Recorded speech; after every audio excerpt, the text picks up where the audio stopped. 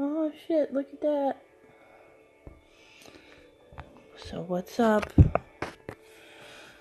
I'm going to do a reading of some Lovecraft stories tonight for Halloween. It's like 2 o'clock in the morning on Halloween night. I didn't want to go live earlier because a lot of people were doing lives. I knew nobody was going to come, so I figured instead of stressing about it, I would just wait till the middle of the night because I was going to be up anyway because it's fucking Halloween. So anyway, I've started the live. If you look here, this little guy was made by me. I actually sculpted him. He actually hasn't been fired yet. But see the little kitty? He has a friend. Anyway, that's my little statue. This is my pumpkin so far. I'll probably carve another one tomorrow, even though Halloween's over. Because it's fun. And also I have still 5 more Halloween movies to go. Like the Halloween series with Michael Myers. Should have did a Michael Myers pumpkin. Maybe I still will. That'll be fantastic. Anyway. So I have some Lovecraft with me. Hi, Audi. How you doing? Nice to see you. I'm not sure what I want to read.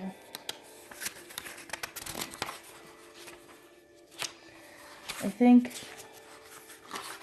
we'll start with Beyond the Wall of Sleep. This story probably dates to the spring of 1919. Lovecraft later remarked that it was inspired by an article in the New York Times, April 27, 1919, about the work of the New York State Constabulary in the Catskill Mountains. In that article, the name Slater or Slater actually appears.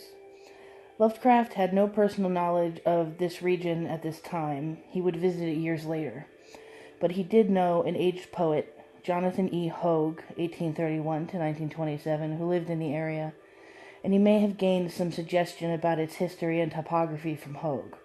The story, first published in Pine Cones, October 1919, anticipates some features of The Shadow Out of Time to be written at a later date. Quote, I have an exposition of sleep come upon me. Shakespeare. I have frequently wondered if the majority of mankind ever paused to reflect upon the occasionally titanic significance of dreams, and of the obscure world to which they belong. Whilst the greater number of our nocturnal visions are perhaps no more than faint and fantastic reflections of our waking experiences, Freud to the contrary with his puerile symbolism, there are still a certain remainder whose immundane and ethereal character permits of no ordinary interpretation, and whose vaguely exciting and disquieting effects suggest possible minute glimpses into a sphere of mental existence no less important than physical life, yet separated from that life by an all but impassable barrier.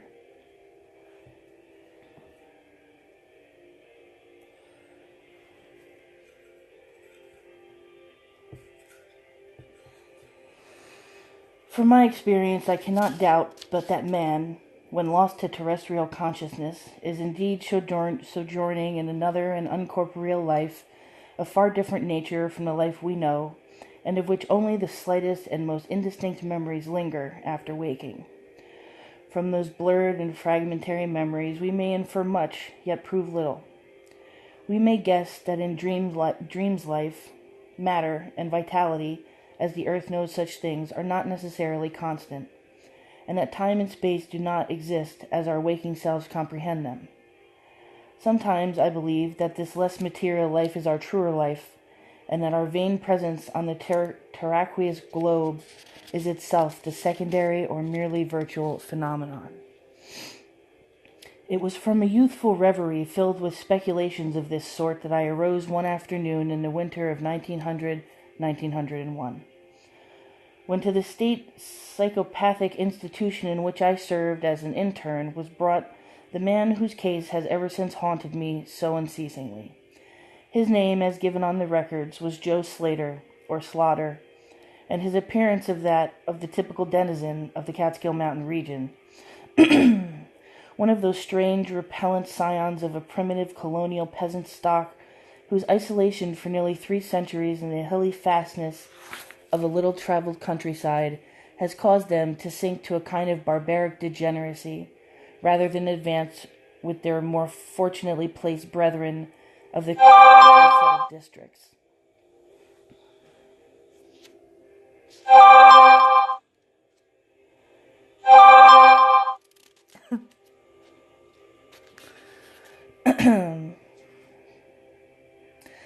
Among these odd folks who correspond exactly to the element of the white trash in the South, law and morals are non-existent, and their general mental status is probably below that of any other section of the Native American people.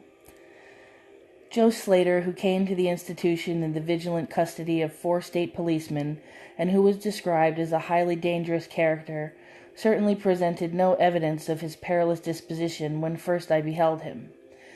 Though well above the middle stature and of somewhat brawny frame, he was given an absurd appearance of stupidity by the pale, sleepy blueness of his small, watery eyes, the scantiness of his neglected and never-shaven growth of yellow beard, and the listless drooping of his heavy nether lip. His age was unknown, since among his kind neither family records nor permanent family ties exist, but from the baldness of his head in front, and from the decayed condition of his teeth, the head surgeon wrote him down as a man of about 40. From the medical and court documents, we learned all that could be gathered of his case. This man, a vagabond, hunter, and trapper, had always been strange in the eyes of his primitive associates. He had habitually slept at night beyond the ordinary time, and upon waking would often talk of unknown things in a manner so bizarre as to inspire fear even in the hearts of the unimaginative populace. Not that his form of language was at all unusual, for he never spoke save in the debased patois of his environment, but the tone and tenor of his utterances were of such mysterious wildness that none might listen without apprehension. He himself was generally as terrified and baffled as his auditors, and within an hour after awakening would forget all that he had said, or at least all that had caused him to say what he did, relapsing into a bovine, half-amiable normality like that of the other hill-dwellers. As Slater grew older, it appeared, his matutinal aberrations had gradually increased in frequency and violence, till about a month before his arrival at the institution had occurred with shocking tragedy, which would cause his arrest by the authorities. One day near noon, after a profound sleep begun in a whiskey debauch at about 5 of the previous afternoon, the man had roused himself most suddenly, with ululations so horrible and unearthly that they brought several neighbors to his cabin, a filthy sty where he dwelt with a family as indescribable as himself. Rushing out into the snow, he had flung his arms aloft and commenced a series of leaps directly upward in the air, the while shouting his determination to reach some, quote, big cabin with brightness in the roof and walls and floor, and the loud, queer music far away, end quote. As 2 men of moderate size sought to restrain him, he had struggled with maniacal force and fury, screaming of his desire to need to find and kill a certain, quote, thing that shines and shakes and laughs. At length, after temporarily feeling one of his detainers with a sudden blow, he had flung himself upon the other in a demonic ecstasy of bloodthirstiness, shrieking fiendishly that he would, quote, jump high in the air and burn his way through anything that had stopped him. Family and neighbors had now fled in a panic, and when the more courageous of them returned, Slater was gone, leaving behind an unrecognizable pulp-like thing that had been a living man but an hour before. None of the mountaineers had dared to pursue him, and it is likely that they would have welcomed his death from the cold. But when several mornings later they heard his screams from a distant ravine, they realized that he had somehow managed to survive, and that his removal, in one way or another, would be necessary. Then had followed an armed searching party whose purpose, whatever it may have been originally, became that of a sheriff's posse after one of the seldom popular state troopers had by accident observed, then questioned, and finally joined the seekers. On the third day, Slater was found unconscious in the hollow of a tree and taken to the nearest gaol, where alienists from Albany examined him as soon as his senses returned. To them he told a simple story. He had, he said, gone to sleep one afternoon about sundown after drinking much liquor. He had awakened to find himself standing bloody-handed in the snow before his cabin, the mangled corpse of his neighbor Peter Slater at his feet. Horrified, he had taken to the woods in a vague effort to escape from the scene of what must have been his crime. Beyond these things he seemed to know nothing, nor could the expert questioning of his interrogators bring out a single additional fact. That night Slater slept quietly, and the next morning he awakened with no singular feature save a certain alteration of expression. Dr. Barnard, who had been watching the patient, thought he noticed in the pale blue eyes a certain gleam of peculiar quality, and in the flaccid lips an all but imperceptible tightening, as if of intelligent determination. But when questioned, Slater relapsed into the habitual vacancy of the mountaineer, and only reiterated what he had said on the preceding day. On the third morning occurred the first of the man's mental attacks. After some show of uneasiness and sleep, he burst forth into a frenzy so powerful that the combined efforts of 4 men were needed to bind him in a straitjacket. The alienist listened with keen attention to his words, since the curiosity had been aroused to high pitch by the suggestive yet mostly conflicting and incoherent stories of his family and neighbors. Slater raved for upward of 15 minutes, babbling of his family in the Blackwoods dialect of great edifices of light, oceans of space, strange music, and shadowy mountains and valleys. But most of all did he dwell upon some mysterious blazing entity that shook and laughed and mocked at him. This vast, vague personality seemed to have done him a terrible wrong, and to kill it in triumphant revenge was his paramount desire. In order to reach it, he said, he would soar through the abysses of emptiness, burning every obstacle that stood in his way. Thus ran his discourse. I need a drink.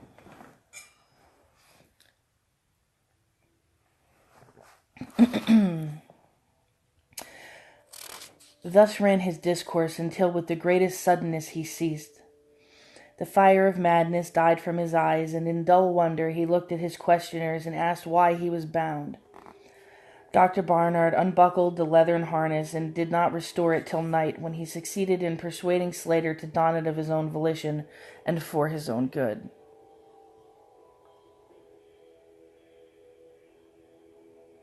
Oh, AM Poetry, I see you.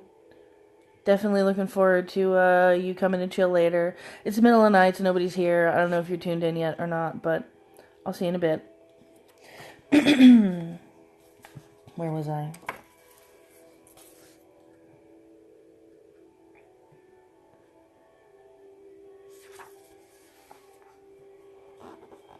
I completely lost my spot.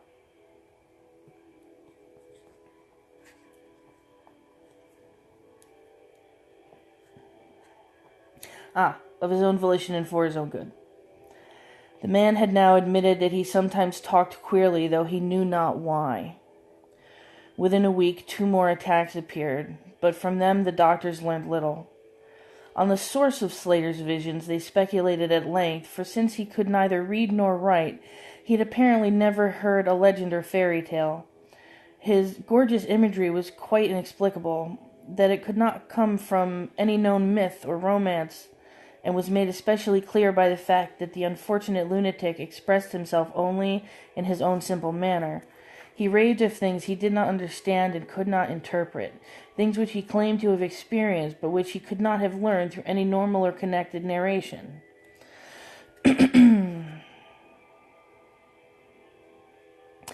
The alienist soon agreed that abnormal dreams were the foundation of the trouble, dreams whose vividness could for a time completely dominate the waking mind of this basically inferior man.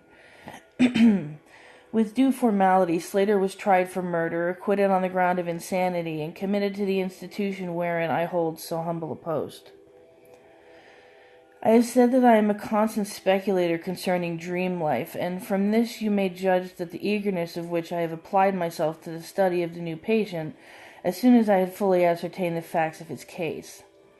He seemed to sense a certain friendliness in me, born no doubt of the interest I could not conceal, and the general manner in which I questioned him. Not that he ever recognized me during his attacks, which I hung breathlessly upon his chaotic but cosmic word pictures, but he knew me in his quiet hours, when he would sit by his barred window weaving baskets of straw and willow, and perhaps pining for the mountain freedom he could never enjoy again. His family never called to see him. Probably it had found another temporary head, after the manner of a decadent mountain folk. By degrees I commenced to feel an overwhelming wonder at the mad and fantastic conceptions of Joe Slater. The man himself was pitiably inferior in mentality and language alike, but his glowing, titanic visions, though described in a barbarous and disjointed jargon, were assuredly the things which only a superior or even exceptional brain could conceive. How, I often asked myself, could the stolid imagination of a Catskill degenerate cause up sights whose very possession argued a lurking spark of genius? How could any backwoods dullard have gained so much as an idea of those glittering realms of supernal radiance and space about which Slater ranted in his furious delirium? More and more I inclined to the belief that in the pitiful personality who cringed before me lay the disordered nucleus of something beyond my comprehension, something infinitely beyond the comprehension of my more experienced but less imaginative medical and scientific colleagues. And yet I could extract nothing definite from the man.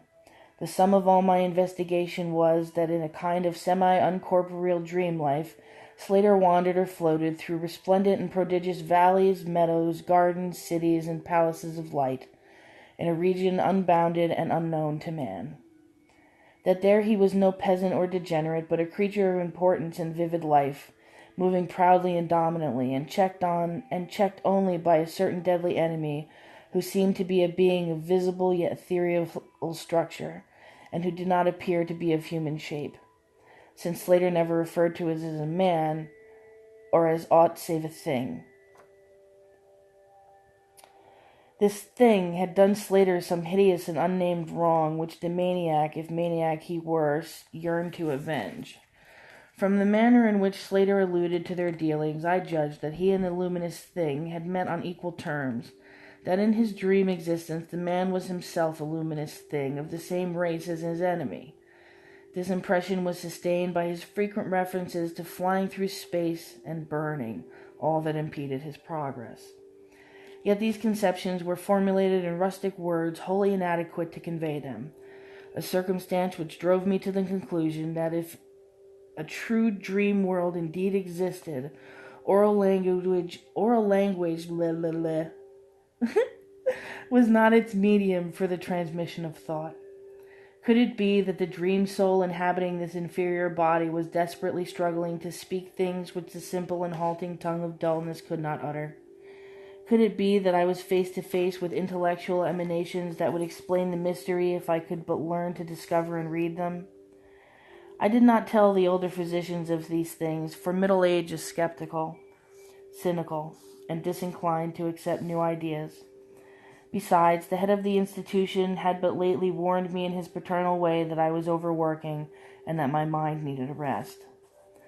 It had long been my belief that the human thought consists basically of atomic or molecular motion, convertible into ether waves of radiant energy like heat, light, and electricity.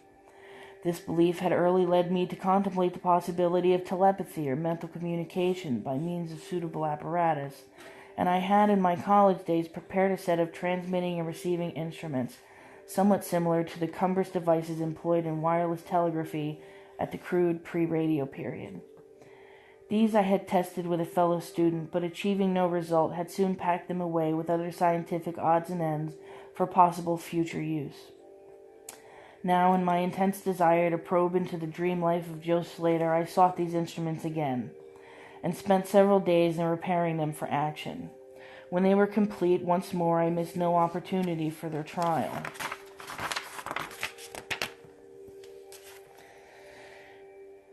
After an outburst of Slater's violence, I would fit the transmitter to his forehead and the receiver to my own, constantly making delicate adjustments for various hypothetical wavelengths of intellectual energy.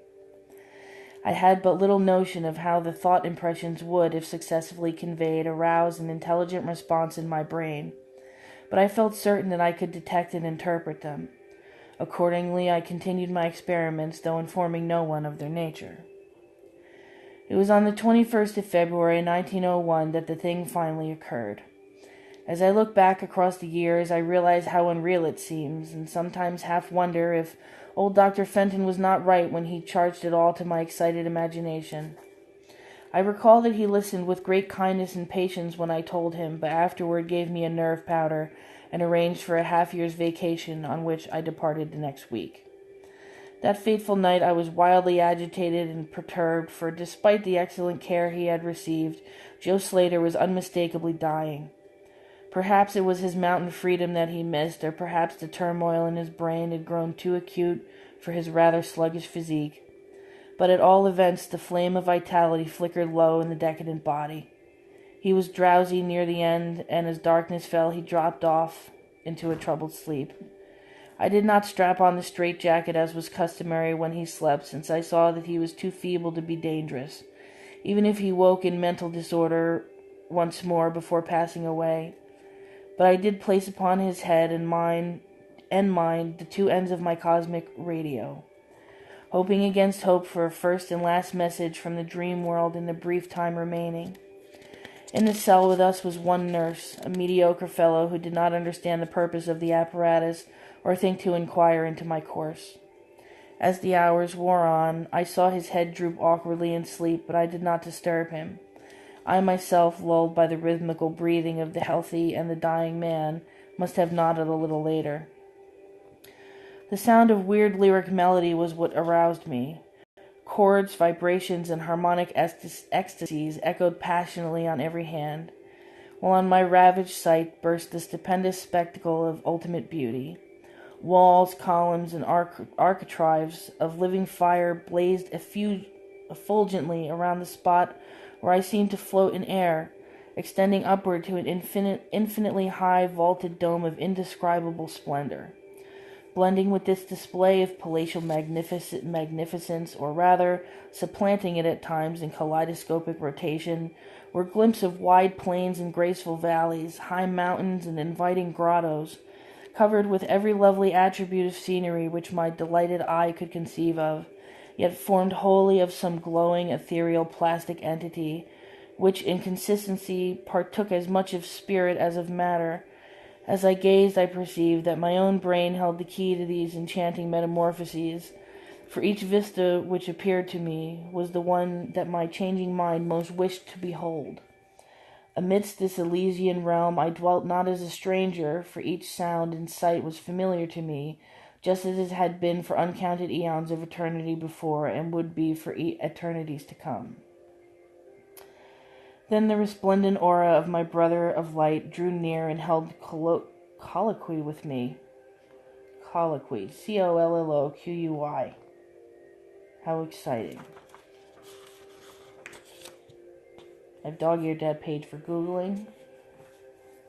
I learned a new word today. It's kind of exciting. I know a lot of words. I stumble a lot when I talk, but I have a definite basic functioning vocabulary. And colloquy. I want to say like colloquialism, but it's not. It's just colloquy.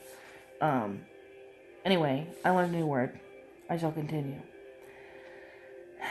Then the resplendent aura of my brother of light drew near and held colloquy with me, soul to soul, with silent and perfect interchange of thought.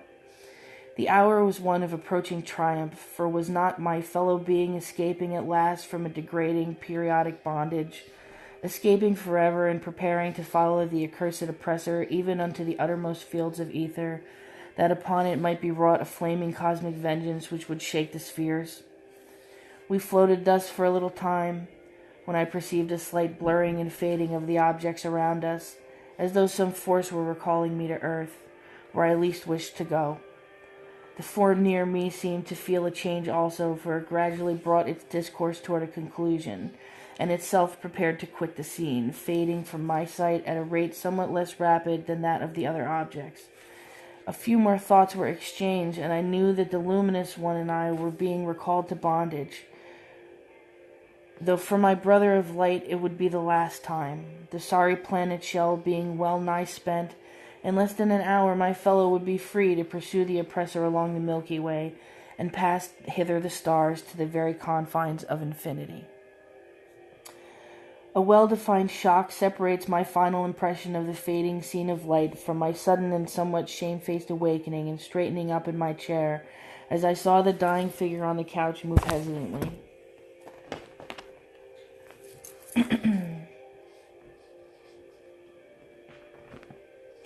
Joe Slater was indeed awaking, though probably for the last time.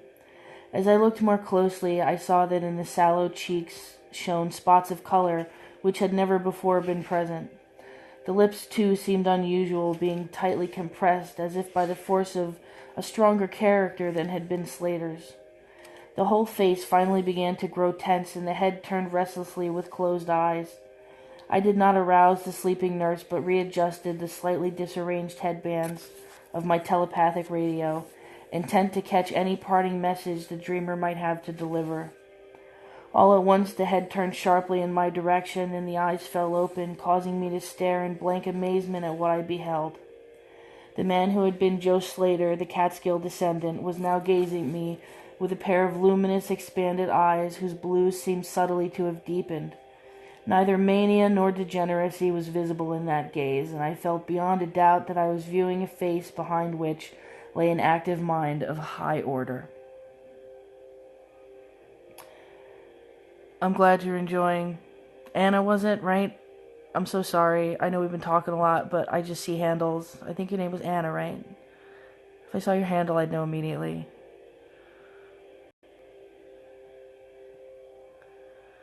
Yeah, thank you for the compliment on my pumpkin. I actually carved this little dude here. Isn't he cool? He actually has to get fired tomorrow so that he doesn't, he's clay right now. Yeah, I feel like I'm freaking there. It's true. When you read him and you focus really hard, it's like you've been transported to literally another world. But thank you for the compliment on my pumpkin, and I showed you my little guy. Oh, wow, my little sculpture guy. Thanks, I'm pretty proud of him. I don't really do a lot of sculpting. Come on, you little sucker. I don't know what I'm going to call him either. See the kitty? He has a kitty friend on the left. He's got a tail and everything. He's made from Sculpey clay. I got it at Michael's, and it stays pliable until you heat it in your oven. The kitty, yeah.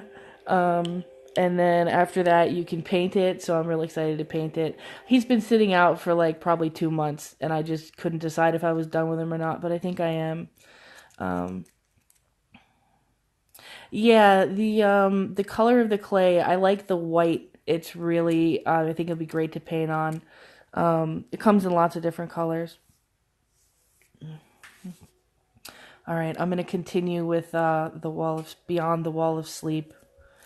I got to remember where I was because I was yakking. I remember colloquy. The confines of infinity. A well-defined shock separates my final impression of the fading scene of light from my sudden and somewhat shamefaced awakening and straightening up in my chair, as I saw the dying figure on the couch move hesitantly. Joe Slater was indeed awaking, though probably for the last time. As I looked more closely, I saw that in the shallow cheeks shone spots of color which had never before been present. I read this already, I'm sorry. The lips, too, seemed unusual, being tightly compressed as if by the force of a stronger character than had been Joe Slater's. The whole face finally began to grow tense, and the head turned restlessly with closed eyes. I did not arouse the sleeping nurse, but readjusted the slightly disarranged headbands of my telepathic radio, intent to catch any parting message the dreamer might have to deliver. All at once the head turned sharply in my direction, and the eyes fell open, causing me to stare in a blank amazement at what I beheld. The man who had been Joe Slater, the Catskill descendant, was now gazing at me with a pair of luminous, expanded eyes, whose blue seemed subtly to have deepened. Neither mania nor degeneracy was visible in that gaze, and I felt beyond a doubt that I was viewing a face behind which lay an active mind of high order. At this juncture, my brain became aware of a steadily external influence operating on it. I closed my eyes to concentrate my thoughts more profoundly, and was rewarded by the positive knowledge that my long-sought mental message had come at last. Each transmitted idea formed rapidly in my mind, and though no actual language was employed, my habitual association of conception of expression was so great that I seemed to be receiving the message in ordinary English. "Joe Slater is dead," came the soul-petrifying voice or agency from beyond the wall of sleep. My opened eyes sought the couch of pain in curious horror, but the blue eyes were still calmly gazing, and the countenance was still intelligently animated. "He is better dead, for he was unfit to bear the active intellect of cosmic entity. His gross body could not undergo the needed adjustments between ethereal life and planet life. He was too much of an animal, too little a man, yet it is through his deficiency that you have come to discover me, for the cosmic and planet souls rightly should never meet. He has been my torment and diurnal prison for 42 of your terrestrial years. I am an entity like that which you yourself become in the freedom of dreamless sleep. I am your brother of light, and have floated with you in the effulgent valleys. It is not permitted me to tell your waking earth self of your real self, but we are all roamers of vast spaces and travelers in many ages. Next year I may be dwelling in the dark Egypt which you call ancient, or in the cruel empire of Son-Chan, which is to come 3,000 years from now. You and I have drifted to the worlds that reel about the red Arcturus, and dwelt in the bodies of the insect philosophers that crawl profoundly over the fourth moon of Jupiter. How little does the earth self know of life and its extent! How little indeed, although it ought to for its own tranquility. For the oppressor I cannot speak. You on earth have unwittingly felt its distant presence, and you who without knowing idly give to its blinking beacon the name of Algol, the Daemon Star. It is to meet and conquer the oppressor that I have vainly striven for eons, held back by bodily encumbrances. Tonight I go as a nemesis, bearing just and blazingly cataclysmic vengeance. Watch me in the sky close by the Daemon Star. I cannot speak longer, for the body of Joe Slater grows cold and rigid, and the coarse brains are ceasing to vibrate as I wish. You have been my friend in the cosmos. You have been my only friend on this planet, the only soul to sense and seek for me within the repellent form which lies on this couch. We shall meet again, perhaps in the shining mists of Orion's sword, perhaps on a bleak plateau in prehistoric Asia, perhaps the unremembered dreams tonight, perhaps in some other form of eon hence, when the solar system will have been swept away. At this point the thought waves abruptly ceased, and the pale eyes of the dreamer, or can I say dead man, commenced to glaze fishily. In that half-stupor I crossed over to the couch and felt of his wrist, but found it cold, stiff, and pulseless. The sallow cheeks paled again, and the thick lips fell open, disclosing the repulsively rotten fangs of the degenerate Joe Slater. I shivered, pulled a blanket over the hideous face, and awaked the nurse. Then I left the cell and went silently to my room. I had an insistent and unaccountable craving for a sleep whose dreams I should not remember. The climax? What plain tale of science can boast of such a rhetorical effect?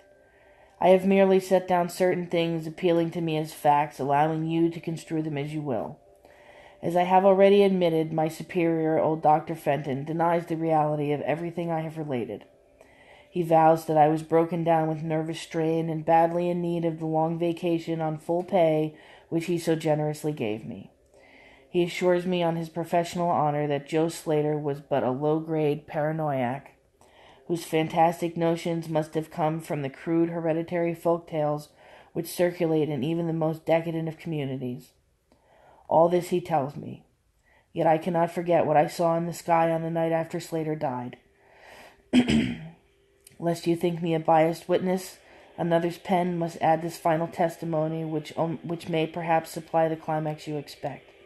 I will quote the following account of the star Nova Persei, verbatim from the pages of that eminent astronomical authority, Professor Garrett P. Service. Quote, on February 22nd, 1901, a marvelous new star was discovered by Dr. Anderson of Edinburgh, not very far from Algol. No star had been visible at that point before. Within 24 hours, the stranger had become so bright that it outshone Capella.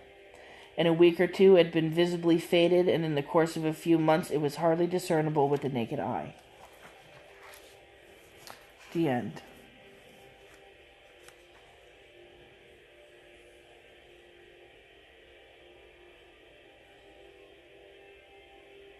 AM poetry.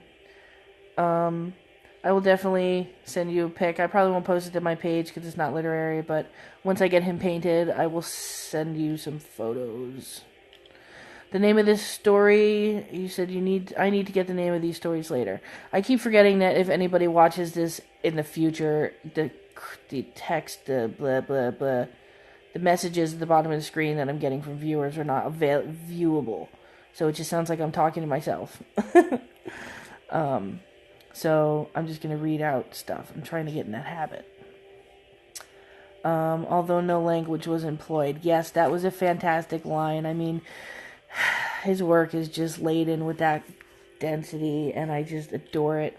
I had not actually read Beyond the Wall of Sleep before.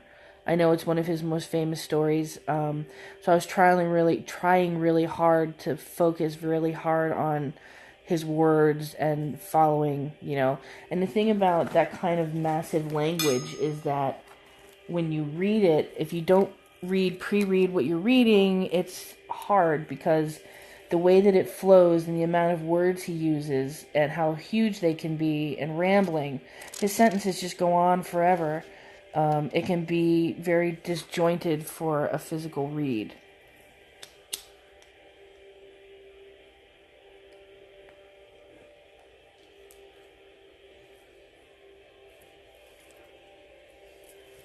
Lonely Penguin, how are you? I don't know if you stayed, but hello.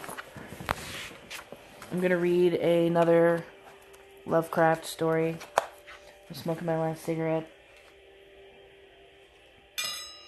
I might wind up having to cut it early.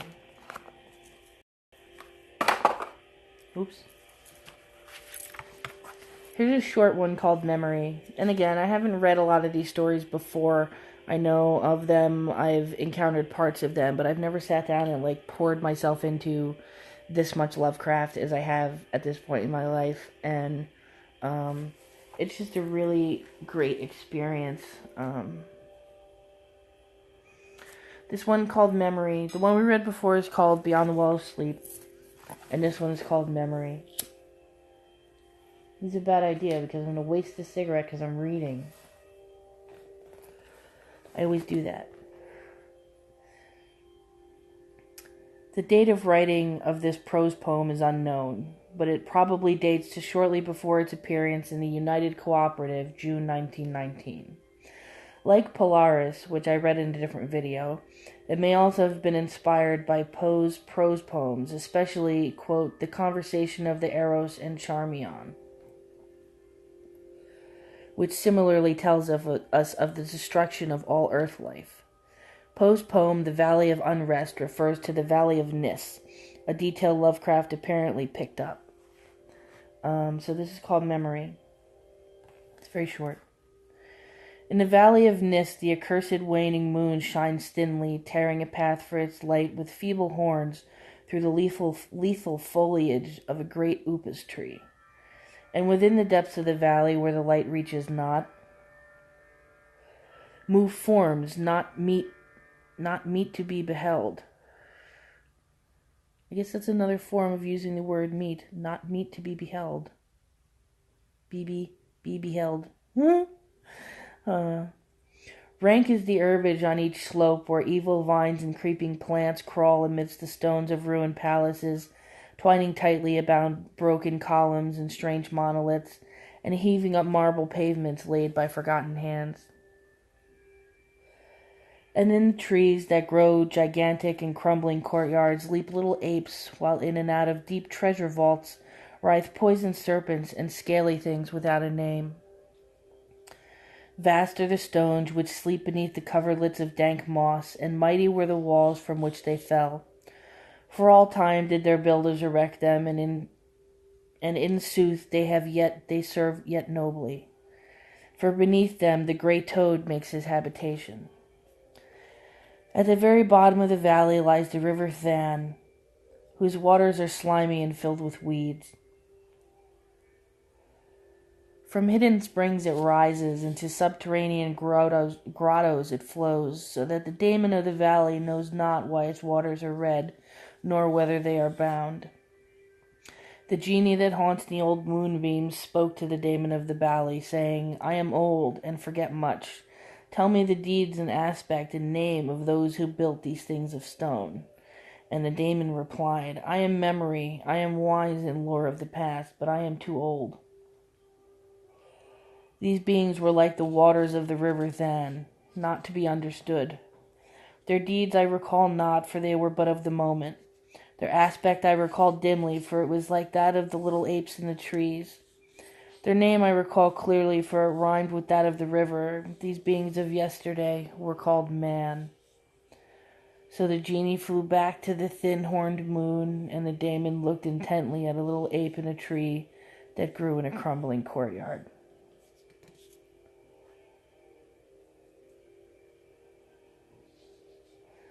Wow. I don't even know what else to say. The name I recall clearly, for it rhymed with that of the river. These beings of yesterday were called man.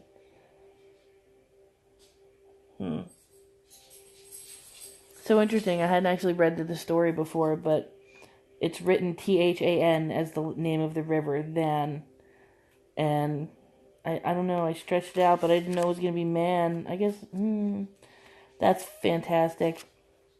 When those little punches in the face come at the climax from him, it's never what I expect. I never know what to expect. And I think that's one of the things I love about him. It's the space themes that he incorporates are just eons ahead of their time. I don't even have the verbiage to explain Lovecraft and the themes that he incorporates. It's like,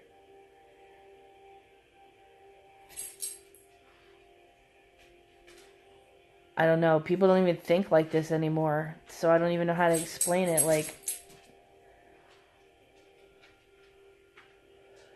a lot of things used to be unknown, and I think a lot of those things are still unknown. Like what dreams are, and if monsters are real or not. I mean, we know there's no vampires, we know there's no fucking werewolves, but what if it's something else? And maybe it lives somewhere else. And sometimes, in random points in our blink of human existence, those things come here. Either from space or from another realm, the dream world, beyond the veil of whatever. And people just don't think this way anymore. I mean, there's still writers of the, fiction, obviously. I mean, I guess a lot of people, maybe even more people, think this way, but I've never read anything contemporary that even comes close to the elegance and nuance of H.P. Lovecraft. There just isn't anything. Oh shit, it's been almost an hour, 45 minutes. I'll try to find something else short. I have 15 minutes left. Old Bugs, that sounds really interesting, but it's like 5 or 6 pages. I mean, hypothetically. See, what I'm doing is I'm seeking the impossible. That one Memory was very short, the one that was called Memory, but yeah, that's just so unusual. I don't think I'm going to find one. Oh, here's a shorty. I had to jump. How many pages?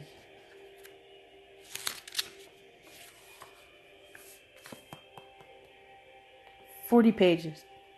I had to go to find something that was less than 5 pages. This is called The Terrible Old Man. Written on January 28th, 1920, The Terrible Old Man betrays the influence of Lord Dunsany in spite of its realistic setting. Several stories in Dunsany's The Book of Wonder, 1912, in particular The Probable Adventure of the Three Literary Men, tell of attempted robberies that end badly for the perpetrators. Lovecraft introduces this fictitious New England town of Kingsport in this story. The names of the 3 robbers reflect the influx of Italian, Portuguese, and Polish immigrants into New England, and specifically into Providence. The first story was published in the Tryout, July 1921. It was the design of Angelo Ricci and Joe Zanuck and Manuel Silva to call on a terrible old man. This old man dwells all alone in a very ancient house on Water Street near the sea, and is reputed to be both exceedingly rich and exceedingly feeble, which forms a situation very attractive to men of the profession of Messrs. Ricci, Zanuck, and Silva, for that profession was nothing less dignified than robbery. The inhabitants of Kingsport say and think many things about the terrible old man, which generally keep him safe from the attention of gentlemen like Mr. Ricci and his colleagues, despite the almost certain fact that he hides a fortune of indefinite magnitude somewhere about his musty and venerable abode. He is, in truth, a very strange person, believed to have been captain of a ship in East India back in his day, so old that no one can remember when he was young, and so taciturn that few know his real name. Among the gnarled trees in the front yard of his aged and neglected place, he maintains a strange collection of large stones, oddly grouped and painted so that they resemble the idols in some obscure Eastern temple. This collection frightens away most of the small boys who love to taunt the terrible old man about his long white hair and beard, or to break the small-paned windows of his dwelling with wicked missiles. But there are other things which frighten the older and more curious folk who sometimes steal up to the house to peer in through the dusty panes. I don't think I'm going to make it. These folks say that on a table in a bare room on the ground floor are many special bottles, and each a small piece of lead suspended pendulum-wise from a string. And they say that the terrible old man talked to these bottles, addressing them by such names as Jack, Scarface, Long Tom, Spanish Joe, Peters, and Mate Ellis. And then, whatever he speaks to his bottle, the little lead pendulum within makes certain definite vibrations as if in answer. Those who have watched the tall, lean, terrible old man in these peculiar conversations do not watch him again. But Angelo Ricci and Joe Zanuck and Manuel Silva were not of Kingsport blood. They were of that new and heterogeneous alien stock which lies outside the charmed circle of New England life and traditions. And he saw in the terrible old man merely a tottering, almost helpless graybeard who could not walk without the aid of his knotted cane, and whose thin, weak hand shook pitifully. They were really quite sorry in their way for the lonely, unpopular old fellow who everybody shunned and at whom all the dogs barked singularly. But business is business, and to a robber whose soul is his profession, there is a lure and a challenge about a very old and very feeble old man who has no account at the bank, and who pays for his few necessities at the village store with Spanish gold and silver minted 2 centuries ago. Messrs. Ricci, Zanuck, and Silva selected the night of April 11th for their call. Mr. Ricci and Mr. Silva were to interview the poor old gentleman, while Mr. Zanuck waited for them in their presumable metallic burden with a covered motor car in Ship Street, by the gate in the tall rear wall of the host's grounds. Desire to avoid needless explanations in case of unexpected police intrusions prompted these plans for a quiet and unostentatious departure.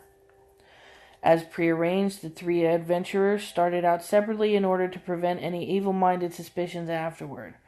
Messrs. Ricci and Silva met in Water Street by the old man's front gate, and although they did not like the way the moon shone down upon the painted stones through the budding branches of the gnarled trees, they had more important things to think about than the mere idle superstition.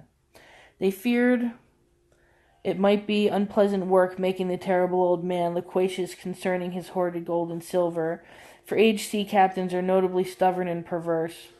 Still, he was very old and very feeble, and there were 2 visitors. Messrs. Ricci and Silva were experienced in the art of making unwilling persons voluble, and the screams of a weak and exceptionally venerable man can be easily muffled.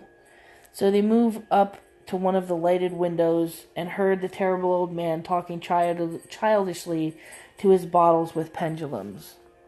Then they donned masks and knocked politely at the weather-stained oaken door. Waiting seemed very long to Mr. Zanuck, and he fidgeted restlessly in the covered motor car by the terrible old man's back gate on Ship Street. He was more than ordinarily tender-hearted, and he did not like the hideous screams he had heard in the ancient house just after the hour appointed for the deed. Had he not told his colleagues to be as gentle as possible with the pathetic old sea captain? Very nervously he watched that narrow oaken gate in the high, ivy-clad stone wall. Very frequently he consulted his watch and wondered at the delay. Had the old man died before revealing where his treasure was hidden, and had a thorough search become necessary? Mr. Zanuck did not like to wait so long in the dark in such a place.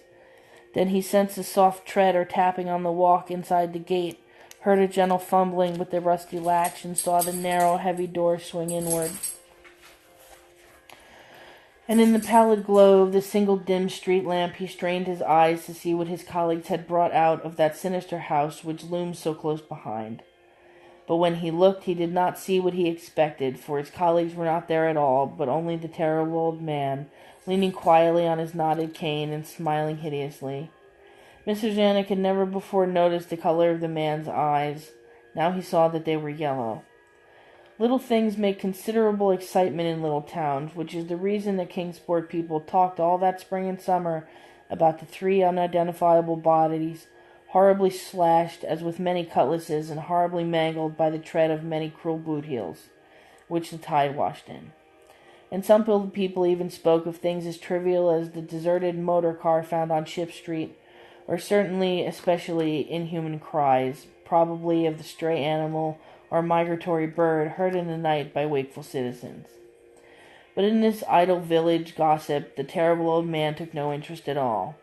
He was by nature reserved, and when one is aged and feeble, one's reserve is doubly strong. Besides, so ancient a sea captain must have witnessed scores of things much more stirring in the far-off days of his unremembered youth. The end. Oh my. How well. My God. I'm running out of time, so I'm just going to stop. I might do another one. These lives go on YouTube usually when I'm done with them. So I'll probably call this and start a new one, because, I don't know, I guess I want to read more. So, yeah, if you're in here, come back later, and I will still be reading.